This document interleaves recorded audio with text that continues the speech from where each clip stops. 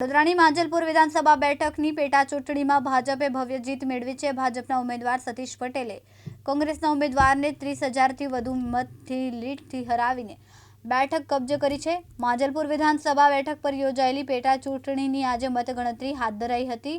19 રાઉન્ડની મતગણતરીના અંતે ભાજપના ઉમેદવાર સતીશ પટેલનો 30,499 મતથી વિજય થયો છે। ભાજપના ઉમેદવાર સતીશ પટેલને કુલ 49,631 મત મળ્યા, ત્યારે કોંગ્રેસના ઉમેદવાર ભીખા રબારીને 24,585 મત મળ્યા। નોટામાં 1,998 મત મળ્યા। જીત બાદ સતીશ પટેલે કહ્યું કે માંજલપુરની જનતાએ અગાઉ યોગેશ કાકાને જે સહકાર આપ્યો હતો તે જ રીતે તેમણે પણ સમર્થન આપ્યું છે। બીજી તરફ કોંગ્રેસના ઉમેદવાર ભીખા રબારીએ હાર સ્વીકારી અને આક્ષેપ કર્યો કે અંતિમ સમયે ભાજપ દ્વારા ભયનું વાતાવરણ ઊભું કરવામાં આવ્યું।